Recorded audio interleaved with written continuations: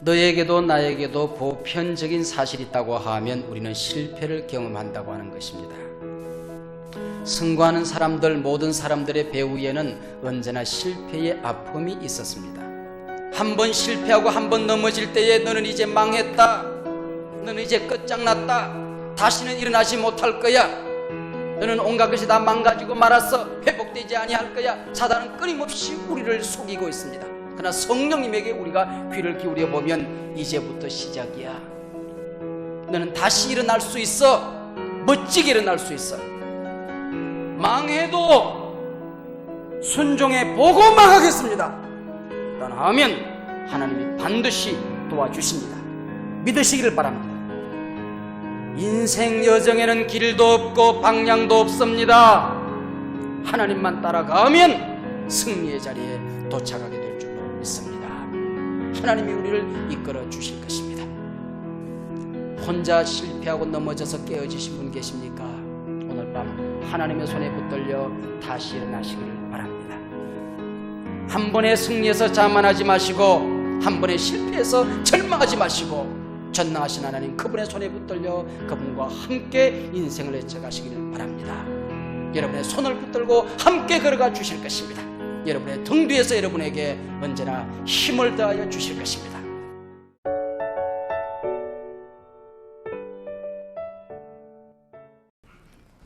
뉴욕 시가지에서 한 번은 정전이 되었는데 10시간쯤 정전이 된 모양입니다. 한밤중에 그 10시간 동안에 뉴욕 시가지에서 3만 건의 강도와 살인과 도적대가 기승을 부렸다고 합니다. 여러분, 전기가 없는 세상을 한번 상상이나 해보십시오. 귀한 것이 만들어진 것일수록 그렇게 쉽게 만들어진 것이 없습니다. 에디슨이 전기를 발명하려고 연구하고 있을 때에 한 번, 두 번, 세 번 실패가 거듭되었는데 자그만치 10만 번의 실패를 했습니다. 조수가 그렇게 말했습니다. 선생님, 이번째 실패가 10만 번째 실패입니다. 에디슨은 말했습니다. 실패라는 말은 있을 수가 없네. 우리는 교육을 받고 있는 것일세. 이렇게 하면 성공할 수 없다고 하는 것을 우리는 배우고 있는 중일세라고 얘기를 했다고 하는 겁니다. 귀한 것일수록 이렇게 어렵게 만들어지는 것입니다. 현재 스위스에서 활동하고 있는 세계적인 정신과 의사이며 참 좋은 그리스도인 가운데 한 사람인 폴 투니어라고 하는 사람이 있습니다. 상처받은 영혼들을 치유하고 이 땅에 살아가다가 실패 만난 사람들의 영혼을 어루만지는 소중한 사역을 잘 감당하고 있는 사람입니다. 그가 한 말 가운데 그런 말이 있습니다. 하나님의 계획은 신실한 사람들의 순종을 통해서도 이루어지지만 그들의 실수와 실패를 통해서도 이루어진다. 우리의 성공을 통해서만, 우리의 소중한 순종을 통해서만 하나님의 뜻이 이루어지는 것이 아니라고 하는 것입니다. 우리가 실패하는 순간 실패 같지만은 그것을 통하여서도 하나님의 계획은 이루어질 수 있다고 하는 것입니다. 또 그가 한 말 가운데에 진정한 실패가 무엇인가? 하나님이 나를 돕지 않는다고 느끼는 마음, 작은 실패 가운데 환경의 탓을 돌리고 다른 사람들을 향하여 불평하고 원망하는 마음, 너무도 쉽게 이 일은 내게 맞지 않는 것이라고 포기하는 마음, 실패의 원인을 깊이 분석하지 아니하고 감정적으로 대처하는 마음, 이것이 진정한 실패다라고 얘기를 했습니다. 실패 가운데 최고의 실패가 있다고 하면 신앙의 실패일 것입니다. 여러분, 죽어도 하나님은 버리지 마십시오. 어떤 아픔과 어떤 실패의 자리에서도 하나님을 포기하지는 마십시오. 또 믿음 생활하다가 교회 생활에 실패할 수 있습니다. 그러나 절대로 교회를 떠나지 마십시오. 한국에 있는 3만 개 교회를 다 벌벌 기어다녀도 절대로 여러분들 교회를 떠나지 마세요. 3만 개 가운데 한 개는 여러분에게 맞는 교회가 있을 겁니다. 오늘은 실패에서 성공으로 우리가 새벽마다 여호수아서를 묵상하고 있는데 그때마다 주시는 은혜가 너무나도 커서 그냥 스쳐 지나갈 수가 없어서 오늘 아침에도 새벽에 묵상했던 말씀의 내용을 우리가 다시 한번 설교화해 보았고, 오늘 저녁에도 우리 여호수아 8장의 사건을 통하여 실패를 통하여 배웁시다. 실패를 성공으로 바꿉시다. 역전의 지혜를 배웁시다. 뭐 어떤 내용도 좋습니다. 한번 따라하시기 바랍니다. 실패를 통하여 성공의 지혜를 배웁시다. 너에게도 나에게도 보편적인 사실이 있다고 하면 우리는 실패를 경험한다고 하는 것입니다. 승부하는 사람들, 모든 사람들의 배후에는 언제나 실패의 아픔이 있었습니다. 베이브 루스라고 하는 홈런 왕의 신기록을 계속 남겼던 그가 714개의 홈런을 쳤을 때에 미국의 모든 일간지가 베이브 루스의 이야기를 대서특필했습니다. 그때의 한 일간지만 그가 714개의 홈런을 치는 동안 1330개의 스트라이크 아웃을 당했다라고 기록을 남겼습니다. 714개의 홈런을 치는 동안의 스트라이크가 훨씬 더 많았다는 거죠. 이게 인생이라고 하는 것입니다. 오히려 실패 없는 성공은 불행일 수 없습니다. 의미가 없습니다. 행복을 모릅니다. 참된 신앙은 숱한 실패로부터 주어지는 것일 수 있습니다. 오늘 낮에는 요단강을 건너는 사건을 우리가 함께 묵상하고 또 하나님의 말씀에 귀를 기울였습니다. 이스라엘 백성들이 요단강을 건너서 팔레스타인에 도착했을 때에 오늘 본문이 있기까지, 오늘 3장 아침 본문에서 8장까지 오는 사이에 한 번의 성공과 한 번의 실패가 있었습니다. 여리고성의 찬란한 성공, 그 다음에 아이성의 아픈 실패가 있었습니다. 이때 백성들의 마음을 7장 5절은 기록하고 있습니다. 백성들의 마음이 녹아 물같이 된지라 라고 얘기를 했습니다. 이 실패가 얼마나 쓰리고 아픈 것인가 하는 것을 기록하고 있습니다. 오늘 다음 장으로 넘어오는 여호수아 8장은 재기의 드라마, 역전의 드라마를 우리에게 기록해 주고 있는데 몇 가지 소중한 원리를 우리에게 남겨줍니다. 첫째, 우리는 한 번의 실패로 하나님으로부터 버림받지 않는다는 것입니다. 한번 따라하시기 바랍니다. 실패 때문에 망하지 않는다. 한 번의 실패로 하나님은 우리를 버리시지 않는다. 한 번의 실수, 한 번의 패배, 한 번의 과오, 한 번의 범죄 때문에 하나님은 우리를 버리시지 않는다고 하는 것입니다. 오늘 본문을 통하여 하나님은 이스라엘 백성, 당신의 자녀에게 크라는 위로와 격려, 회복을 남겨주고 있습니다. 아간이 범죄한 줄 하나님이 왜 몰랐겠습니까? 너무나도 분명하게 알고 있었을 겁니다. 그런데 아간이 범인으로 단정되는 순간을 보면 참 하나님의 지혜가 놀랍습니다. 인내하는 하나님, 수없이 회개의 기회를 주시고 기다리시는 하나님의 모습을 볼 수 있습니다. 아간이 범죄자임을 알고 계셨던 하나님, 아간 나와 그러면 끝나는 것 아닙니까? 그런데 하나님께서는 그렇게 말씀하지 아니하고 제비를 뽑습니다. 점점 포위망을 좁혀가는 것입니다. 12지파 가운데 한 지파가 뽑힙니다. 유다 지파 가운데 수많은 족속들이 있었는데 그 가운데에 세라 족속이 뽑힙니다. 하나님은 이미 알고 있구나. 이쯤 되면 회개할 만도 한데 양심이 굳어지고 나니까 아간은 끝까지 꼬리를 한번 내려봅니다. 삽디의 가족이 뽑혔습니다. 그럼에도 불구하고 끝까지 회개하지 않습니다. 왜 하나님은 이런 방법을 쓰고 계셨을까요? 회개의 기회를 그에게 여전히 주고 있는 것이었습니다. 오래 참으시는 하나님의 모습을 우리에게 보여주고 있었습니다. 우리는 실패를 통하여 회복의 지혜를 배워야 합니다. 실패를 통하여 배울 줄 아는 사람은 그것은 실패가 아닙니다. 미국 역사에 가장 위대한 자국을 남긴 한 사람이 있었습니다. 그는 22살에 처음 시작한 사업에서 보기 좋게 실패했습니다. 23세 주의회에 출마했다가 낙선했습니다. 24살에 다시 사업에 손을 댔지만은 철저하게 깨졌습니다. 27살에 신경쇠약과 정신분열증으로 시달림 받았습니다. 29살에 다시 의회 의장직에 도전했다가 낙선했습니다. 31살에 그는 대통령 선거위원회에 도전했다가 낙선하고 34살에 국회의원에 또 떨어집니다. 37에 처음으로 국회의원에 한 번 당선됩니다. 39살 다시 39세 다시 낙선합니다. 46세 그는 상원의원에 낙선합니다. 47세 부통령에 또 낙선합니다. 49세 그는 또다시 상원의원에 도전했다가 낙선하고 51세 그는 미국의 대통령으로 당선됩니다. 아브라함 링컨입니다. 훗날 사람들이 물었습니다. 당신은 어떻게 그렇게 아름다운 성공의 자국을 남길 수 있었습니까? 라고 물었을 때에 그는 거침없이 늘 대답을 했습니다. 한결같은 대답. 나는 실패를 많이 경험했기 때문에 라고 하는 것입니다.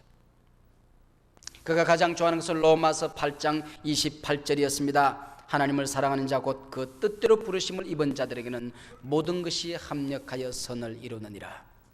이 모든 것이 무엇을 의미합니까? 라고 얘기했을 때 그는 언제나 대답을 했습니다. 나의 실패를 의미합니다. 나의 실패가 합력하여 선을 이루느니라. 아브라함 링컨은 그렇게 신앙 고백처럼 대답했습니다. 내가 실패할 때마다 마귀는 내게 찾아와서 너는 끝장났다고 얘기를 했고 성령님은 내게 끊임없이 너는 다시 시작할 수 있다고 내게 말씀해 주셨습니다. 그때마다 나는 마귀에게 귀를 기울이지 아니하고 성령님께 귀를 기울였습니다. 내가 넘어진 자리마다 마귀도 찾아왔고 성령님도 나를 붙들어 주셨습니다. 그때마다 마귀는 내게 얘기를 했습니다. 내 인생이 이제 끝장났다. 그러나 성령님은 너는 다시 시작할 수 있다고 늘 용기와 위로와 격려를 주었습니다. 그때마다 나는 마귀에게 귀를 기울이지 아니하고 우리 하나님 아버지 성령님에게 귀를 기울였습니다. 실패는 우리를 바꾸어주는 힘이 있습니다. 우선 신앙의 태도를 새롭게 해줍니다. 내가 행위나 기도하지 않았는가? 말씀을 떠나지는 않았는가? 하나님을 내가 두려워하지 않고 세상을 두려워하고 살지는 않았는가? 내 재주로만 살려고 하지는 않았는가? 신앙의 태도를 바꾸어주고 일에 대한 태도를 바꾸어줍니다. 내가 너무 조급하게 욕심에 끌려서 한 것은 아닌가? 허영과 자만으로 일을 하지는 않았는가? 내가 게으름을 피우지는 않았는가? 일에 대한 자신의 태도를 바꾸어 줍니다. 실패는 사람을 보는 눈을 바꾸어 줍니다. 내게 맡겨주신 소중한 사람들을 소홀히 여겼던 우리의 허물을 지적해 줍니다. 내가 조금만 더 겸손할 수 있었으면 자신의 교만이 낮아지게 되는 것입니다.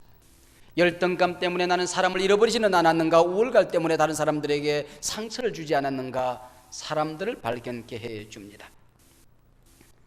가끔은 실패가 나를 망치는 경우가 있습니다. 두려움에 빠질 때에, 실패를 통하여 내가 영적인 침체에 빠질 때에 하나님은 실패를 통하여 나를 바꾸어 주시기를 원하시는데 실패 속에서도 아무것도 배우지 아니하고 오히려 실패 이전보다도 더 나쁜 자리로 들어가게 될 때에, 더 나쁜 관계로 들어가게 될 때에 우리는 실패가 나를 망가뜨리는 경우입니다. 그래서 리더십 훈련가인 잔 맥스웰 같은 사람은 그런 얘기를 했습니다. 우리가 성공을 하려면 세 가지 요소에 빠져들지 말아야 되는데, 첫째, 의기소침의 실패 가운데서 의기소침하지 말아라. 두 번째, 실패하게 되면 사단의 꾀임에 넘어가서 범죄의 자리에 빠지게 되는데 범죄의 자리에 빠지지 말아라. 셋째는 실패에 대한 두려움에 빠지지 말아라고 얘기를 했습니다. 실패에 대한 두려움에 빠지게 되면 심리적인 어떤 형상들이 나타나는가? 나는 안 돼, 나는 왜 이 모양이지? 자학하게 된다고 하는 것입니다. 이것은 무서운 실패 가운데 하나입니다. 내가 실패했다는 것 때문에 쉽게 남을 비판하려고 듭니다. 나의 실패의 모든 원인을 남에게 돌립니다. 그것은 더 나쁜 실패의 자리로 우리를 몰아간다고 하는 것이죠. 실패를 하게 되면 어떤 심리적인 현상이 내게 찾아오는가? 의사결정 능력을 상실하게 된다고 하는 것입니다. 바른 길이 보이지 않습니다. 내가 내는 판단을 했다고 하는데 바른 판단을 할 수 있는 능력을 잃어버린다고 하는 것이죠. 이건 비참한 겁니다. 그리고 주어진 문제 상황을 언제나 부정적으로 결단해버리고 만다고 하는 것입니다. 영적인 침체에 빠져들고 나면 하나님의 음성이 잘못 들립니다. 하나님의 음성을 들을 때에 그 하나님을 향하여 강팍한 마음을 가지게 되는 것입니다. 제가 지금 섬기던 교회, 지금 섬기는 한소망교회 말고 이 앞전에 섬기던 교회에 첫 부임 설교를 했습니다. 부임 설교를 하고 나니까 제가 처음 설교를 하는 시간이었으니까 교인들이 누군지 잘 모르잖아요. 교인들의 형편도 잘 모르고 누가 집사님인지 누가 성도인지도 잘 모르고 그럴 때인데 나이도 많지 않은 젊은, 지금도 젊기는 합니다만은 지금보다 훨씬 더 젊을 때였습니다. 첫 설교를 했는데 제 서재로 여집사님 한 분이 얼굴이 새카맣게 해서 달려 들어왔습니다.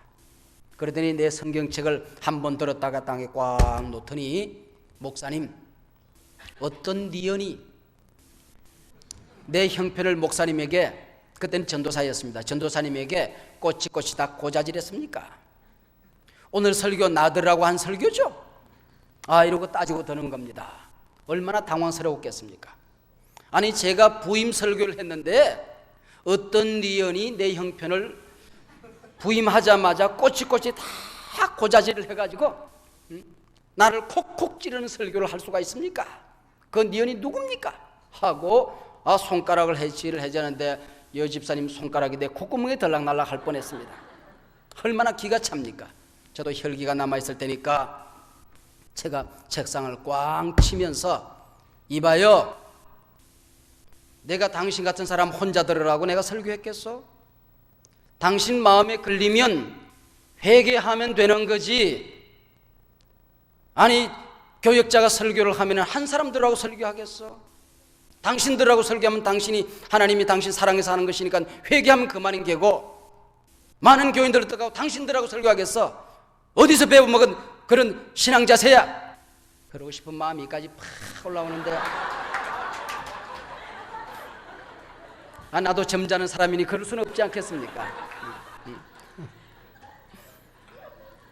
이 여집사님의 손을 붙들고 제가 달래느라고 얼마나 제가 쩔쩔맸던지 지금도 그때를 생각하면 식은땀이 흐릅니다. 이게 영적인 침체에 빠지다 보면 하나님의 말씀 앞에서 부드러워지지가 않습니다. 말씀을 들을 때 강팍한 마음을 이길 수가 없어서 자꾸 말씀하고 충돌을 일으키게 되는 것입니다. 이게 영적인 침체에 빠진 사람들의 결정적인 특징 가운데 하나입니다. 그러면은 어떻게 실패를 우리가 극복할 수 있는가? 오늘 본문에 보면은 아이성에 새롭게 도전하도록 요청하고 있습니다. 자기들이 하나님 앞에 기도하지 아니하고 하나님의 음성을 듣지 아니하고 아이성을 공격할 때는 2-3천 명만 올라가면 되겠습니다라고 판단을 했는데, 지금 이 순간에 하나님께서는 온 군인이 다 올라가라, 온 백성이 다 올라가라. 새로 도전할 때는 최선을 다하라는 것입니다. 온 힘을 기울이라고 하는 것입니다. 의제의 승리에 도취되어서 자만심에 빠진다고 하면 그게 실패인 게지요. 의제의 축복 때문에 오늘 자만에 빠진다면, 의제의 번영 때문에 오늘 자만심에 빠진다면, 의제의 성공 때문에 오늘 최선을 다하는 그 마음을 잃어버린다고 하면 그게 바로 실패라고 하는 것입니다. 미켈란젤로가 시스틴 체플의 천장벽에 벽화를 그리고 있었습니다. 까마득하게 높은 천장벽에 붙어가지고는 그 말하자면 틀 하나를 그리고 새의 깃털 하나까지 자세하게 그림을 그리고 있었습니다. 저 밑에서 그것을 안타깝게 지켜보던 친구가, 여기서 보면 그만하면 완성된 것 같네, 자네가 지금 그리는 깃털 하나에 여기서는 보이지도 않네, 그만두지 그래, 이제 붓을 놓지 그래. 그때 밑을 내다보며 미켈란젤로는 대답을 했습니다. 나사렛 예수는 언제나 최선을 다했어. 이복에 이 그림을 다 그린 후에 이 그림의 성과가 어느 정도인가를 제일 잘하는 사람이 누구라고 생각하는가? 내가 알고 하나님이 아네. 나사렛 예수는 언제나 최선을 다했다네 라고 얘기했다는 것입니다. 실패를 극복하는 방법 가운데 두 번째는 기회가 지나갔다고 생각하지 마십시오. 한 번 실패하고 한 번 넘어질 때에 너는 이제 망했다, 너는 이제 끝장났다, 다시는 일어나지 못할 거야, 너는 온갖 것이 다 망가지고 말았어. 회복되지 아니할 거야. 사단은 끊임없이 우리를 속이고 있습니다. 그러나 성령님에게 우리가 귀를 기울여 보면 이제부터 시작이야. 너는 다시 일어날 수 있어. 멋지게 일어날 수 있어. 세 번째는 자기중심적인 판단에서 벗어나 하나님의 시각을 가질 줄 알아야 됩니다. 언제나 자기 처지, 입장, 상황만 생각하다 보면 하나님의 관점을 잃어버릴 수 있다고 하는 거죠. 엘리야는 참으로 위대한 인물이었습니다. 그가 큰 어려움에 빠졌을 때에 하나님 앞에 뭐라고 넋두리를 하고 있었습니까? 오직 나만 남았거늘, 그렇게 얘기하고 있습니다. 나 혼자만 남아있다고 얘기하고 있습니다. 나 혼자만 있기 때문에 아무도 나를 도와주는 사람이 없다고 생각을 합니다. 고독에 빠져듭니다. 외로움에 빠져듭니다. 그때 하나님께서 뭐라고 말씀합니까? 7천을 내가 남겨두었다. 바알에게 무릎 꿇지 않은 사람 7천을 남겨두었다라고 얘기를 하고 있습니다. 또 우리가 결과가 속히 나타나지 않는다고 낙심하지 말아야 다시 일어설 수 있습니다. 한 번, 두 번 시도한 다음에 금방 조급하게 성공을 기대하는 마음은 승리할 수 없지요. 비즈니스 위크지라고 하는 잡지가 있는 모양입니다. 경제 전문 잡지인데 거기에 세일즈맨들의 그 실태를 조사한 통계가 있습니다. 48%의 사람들은 자기의 물건을 팔기 위해 소비자에게 한 번쯤 전화한다고 합니다. 25%의 사람들은 두 번쯤 전화한다고 하죠. 15%의 사람들은 세 번쯤 전화합니다. 그리고 나머지 12%는 이 사람이 내게 주신 고객이다 판단되어지면 끝장낼 때까지 파고든다는 겁니다. 근데 놀라웠게도 이 100명의 100%의 모든 사람들이 판매하는 판매량의 80%를 이 마지막에 12%의 사람들이 판매량을 올린다고 하는 겁니다. 태신자를 찾으십시오. 또 태신자를 찾아서 행복의 동산으로 데려오십시오 라고 얘기했을 때에 이 12%의 사람들에 의하여 80%의 사람들이 건져지는 겁니다. 언제나 그렇습니다. 여러분들은 한 번, 두 번 끌적끌적 하다가 못 찾겠다 깨꼬리하고 일어서는 48%의 사람이 되겠습니까? 아니면은 이 사람은 사단에게 빼앗긴 내 영혼이다, 이 사람은 하나님이 건져내기를 원하는 하나님의 백성이다 판단되어지면 끝장을 보고야만은 12%의 사람에 속할 것입니까? 잠언 14장 29절에는 그런 말씀이 있습니다. 마음이 조급한 자는 어리석음을 나타내느니라. 마음이 조급한 자는 어리석음을 나타내느니라. 성경에 의롭게 산다는 이유 때문에 감옥에 갇혔던 한 인물이 나옵니다. 함께 있던 장관에게 꿈 해석을 해줌으로 말미암아 그 장관이 감옥에서 빠져나갑니다. 그때 요셉이 얘기하지요. 당신이 나가거든 나를 기억해 주십시오. 그때 성경은 이런 기록을 남깁니다. 술 맡은 관원장이 요셉을 기억지 않고 잊었더라. 잊혀진 요셉. 술 맡은 관원장이 요셉을 잊었더라. 그러나 한 번도 요셉은 낙심한 모습을 보이지 않습니다. 꿈이 부서지는 상황에서도 여유를 간직했습니다. 이것이 바로 하나님이 쓰는 사람들의 보편적인 특징입니다. 다섯 번째, 실패를 극복하려면 부정적인 사람을 가까이 하지 말아야 합니다. 언제나 긍정적인 면도 있고 부정적인 면도 있습니다. 이것은 상황 속에도 또 어떤 사람에게도 언제나 통하는 얘기죠. 근데 발견면은 보이지 아니하고 어두운 면만 보인다고 하는 것은 우리 모두의 불행일 수밖에요. 사람을 볼 때 그 사람의 장점이 보이지 않을 때에 우리는 그 사람을 바로 판단할 수가 없습니다.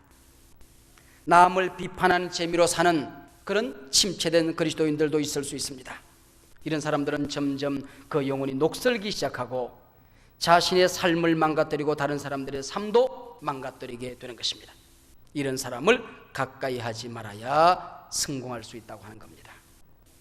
근데 우리가 세상을 살다 보면 이런 사람들과 관계를 단절할 수 없을 때가 많이 있습니다. 그래서 이런 사람들과 관계를 맺을 때 지켜야 할 선이 있다고 하는 것입니다. 이런 사람들은 정기적으로 즐겨 교제하는 사람들의 선 밖에 있어야 할 사람입니다. 이런 사람은 기도의 대상이지 교제의 대상이 아닙니다. 그를 위해서 기도해 주십시오. 그렇다고 해서 그와 함께 교제함으로 말미암아 부정적인 시각에 함께 빠져들지는 마십시오. 뉴욕에 야구단이 둘이 있죠. 하나는 뉴욕 매츠가 있고 하나는 뉴욕 양키즈가 있습니다. 뉴욕 양키즈 구단 참으로 유명한 구단이죠. 뉴욕 양키즈 구단을 통하여 미국 프로 역사에 커다란 자취를 남긴 케이시 스텔겔이라고 하는 감독이 있습니다. 그가 물러나고 후임으로 들어선 신인 감독인 젊은 감독 빌리 마틴에게 충고를 하는 얘기 가운데 그렇게 얘기를 했습니다. 내가 오랫동안 선수들을 지도하다 보니까 3분의 1 정도는 언제나 긍정적이고 감독의 지시를 잘 따라주고, 우리 팀이 침체에 빠졌을 때에 팀에 활력을 불어넣고 내가 낙심할 때 언제나 내게 용기를 주는 사람이었네.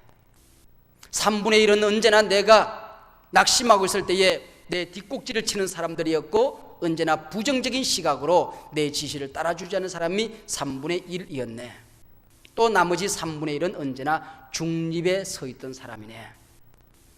원정 경기를 할 때에 호텔에 함께 잠을 자게 되는데 부정적인 사람을 긍정적인 사람이나 중립에 서 있는 사람하고 절대로 섞어서는 안 되네. 부정적인 사람은 언제나 지네들끼리 놀게끔 묶어주게나. 방을 배정할 때에 그렇게 하는 것이 언제나 우리 팀이 긍정적인 방향으로 서로를 격려하며 서로를 세워주며 서로 용기를 주며 서로 붙들어주며 승리할 수 있는 비결일세라고 얘기를 했다고 하는 것입니다. 지난주일 우리가 여리고성을 함께 묵상할 때에 여리고성을 돌 때 이것을 황당전법이라 제가 그렇게 전법을 이름을 붙였는데, 하나님이 내린 명령 가운데 하나가 침묵하라고 하는 것입니다. 왜 그랬을까요?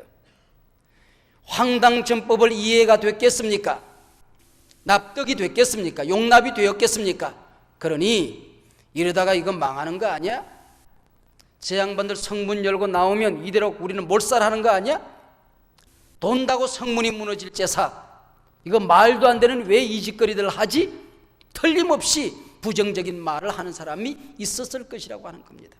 그렇게 되면 연병처럼 오염되어져서 백성들이 광야에서 멸망했던 것처럼 한 성도 점령하지 못하고 또다시 이스라엘 백성들이 멸망할까 두려워서 하나님께서는 침묵하라고 하는 겁니다. 모르면 입을 닫으라고 하는 겁니다. 오히려 무조건 하나님 앞에 나는 잘 모르지만 하나님이 이렇게 하라고 하니 해봅니다. 망해도 순종해 보고 망하겠습니다. 결단하면 하나님이 반드시 도와주십니다. 믿으시기를 바랍니다. 나는 어디로 가야 될지 잘 모르지만은 나는 내 인생의 주사위를, 내 판단의 주사위를 언제나 하나님 편에 던지겠습니다. 언제나 말씀 편에 던지겠습니다. 언제나 긍정적으로 생각하겠습니다. 언제나 창조적으로 생각하겠습니다. 결단하면 하나님께서 여러분들을 아름답게 쓰실 줄로 믿습니다. 작은 자원을 가지고도 하나님 앞에 영광스럽게 쓰임받을 수 있고, 큰 자원을 가지고도 오히려 하나님의 역사를 거스뜨릴 수가 있는 것입니다. 겉으로 실패 가운데 어떻게 우리가 성공할 수 있습니까? 하나님의 인도하심, 하나님의 지시하심을 따라야 합니다. 이 아이성을 다시 정복하도록 하나님께서 요청했을 때에 이번에는 복병 전술을 쓰고 있습니다. 기가 막힌 전술이죠. 어제의 황당전법하고는 전혀 다른 전법을 하나님께서 지금 지시하고 있는 겁니다. 오늘의 전략이 필요합니다. 오늘의 양식을 위해서는 오늘의 만나가 필요했습니다. 오늘의 승리를 위해서는 오늘의 은혜가 필요했습니다. 오늘의 은혜를 위해서는 오늘날을 만나주시는 하나님의 신선한 만남이 있어야 되는 것입니다. 예배 때마다 만나는 하나님의 임재, 기도 때마다 나를 찾아오시는 하나님의 사랑의 손길, 찬송 때마다 어루만져 주시는 하나님의 사랑의 손길을 느끼게 합니다. 오늘 하나님 앞에 승리하기 위해서는 오늘 예배를 통하여 여러분을 만져주시는 하나님의 사랑의 손길을 느끼시기를 바랍니다. 내일 부딪히는 온갖 인생의 문제들, 이 삶의 현장 속에서 부딪히는 수많은 문제들을 믿음으로 하나님의 관점으로 성령의 도우심으로 승리하기를 원하신다고 한다면 그때마다 드려지는 예배를 통하여 하나님의 사랑의 손길을 느끼시기를 바랍니다. 하나님의 임재를 맛보시기를 바랍니다. 섬세한 하나님의 손길이 여러분을 만져주는 것을 체험하시기를 바랍니다. 여리고성의 점령을 앞두고 여호와의 군대 장관이 나타납니다. 지금까지 한 번도 여호수아서를 내가 그렇게 많이 읽었어요. 제가 신학교를 졸업할 신학교 졸업반에 하나님, 나는 한국교회를 위해서 무엇을 하기를 원합니까? 내가 선교사로 가기를 하나님은 원하십니까? 하나님이 나를 불러주시면 선교사로 가겠습니다. 하나님, 나를 농촌으로 보내시기를 원하십니까? 농촌으로 가겠습니다. 하나님, 나를 교수로 부르셨습니까? 하나님, 제가 공부를 하겠습니다. 하나님, 개척교회를 하기를 원하십니까? 서울에 남기를 원하십니까? 저를 어디로 보낼 것입니까? 신학교 졸업반이 되면 착잡한 마음이 생깁니다. 그 졸업반 어느 집회에서 기도를 하는데, 집회를 인도하던 목사님이 사람들이 다 떠나난 다음에 저 혼자 큰 북을 끌어안고 북에다가 머리를 기대고 기도하고 있으니까 제 머리에 손을 얹고 한마디 툭 던지고 지나갔어요. 너는 한국교회의 여호수아가 되어라. 그랬어요. 나는 그게 뭔지도 모르지만은 한국교회 여호수아가 뭡니까? 그렇게 물으면서 그때부터 여호수아를 읽기 시작했습니다. 그래서 어떤 성경보다도 여호수아서를 많이 읽었습니다. 그런데 이번에 새벽마다 다시 여호수아를 묵상을 하게 되는데 한 번도 지금까지 내 눈에 들어오지 않던 기가 막힌 귀절들, 단어들이 눈에 들어와요. 그 군대 장관이 뭐라고 얘기하는 거 아니? 아니다라고 얘기를 해요. 아니, 한 번도 지금까지 그 단어가 눈에 안 들어왔어요. 그리고 내가 이제 왔다 하는 얘기가 눈에 들어와요. 아니, 이게 무슨 얘기인가? 나는 눈이 너무나도 크게 띄어져서, 하나님, 이게 무슨 얘기입니까? 우리말 성경으로는 도무지 이게 무슨 뜻인지 감을 잡을 수 없을 만큼, 당신 우리 편이요 내 적군 편이요? 라고 여호수아가 물을 때, 아니다, 내가 이제 왔다. 앞뒤가 맞지 않아요. 당신 내 편이요 내 적군 편이요 물었을 때에 네 편이든지 아니면 적군 편이라고 대답을 해야 될 텐데, 아니다, 이게 무슨 얘기입니까? 내가 이제 왔다. 누가 언제 왔냐고 물었습니까? 그런데 내가 이제 왔다. 아니, 이게 도대체 무슨 얘기입니까? 너무나도 깜짝 놀라서 나는 그 말씀을 붙들고 부들부들 떨면서 묵상을 했습니다. 묵상을 하는 가운데에 앞뒤가 맞지 않는 것 같은 이 귀절 속에, 엉뚱한 대답 같은 이 귀절 속에 기가 막힌 진리가 숨어 있었습니다. 당신은 내 편이요 아니면 내 적군 편이요? 아니다. 무슨 얘기입니까? 내 질문이 틀렸다. 내 질문이 잘못되었느니라. 네가 왜 내가 누구 편이냐를 물어? 네가 정말 내 편에 서 있는가? 내 전쟁의 목적이 정말 하나님을 위한 것인가? 내 인생의 목적이 진정으로 하나님의 영광을 위한 것인가? 내 신앙의 자세가, 내 영적인 영성이 정말 하나님 편에 서 있는가? 그것을 물어야 될 것 아니냐? 네가 누구 편이냐? 내가 누구의 편이냐가 중요한 것이 아니고 네가 누구 편이냐가 중요한 것이야. 아니다. 이 한마디 속에 그런 뜻이 담겨져 있었던 것이죠. 내가 이제 왔다. 그게 무슨 얘기입니까? 왜 이제 왔는지 성경은 아무런 기록을 남기지 않습니다. 관심도 없습니다. 내가 이제 왔다. 무슨 얘기입니까? 내가 오기 전에 네가 전쟁을 시도했으면 너는 망해. 나 없이 인생 살아가면 너 망해. 나를 제껴놓고 너 목회하면 성공하면 성공할수록 너 망하는 거야. 나를 제외해놓고 네가 성공하면 너 성공 때문에 망해.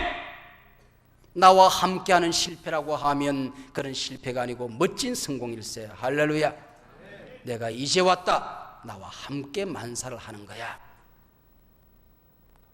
하나님 도움 없이는 이기지 못한다는 얘기 아니겠습니까? 하나님의 백성들은 기도 없이, 하나님의 말씀 없이 전쟁에 뛰어들어갔다가 실패하는 법을 아이성 싸움을 통하여 배웠습니다.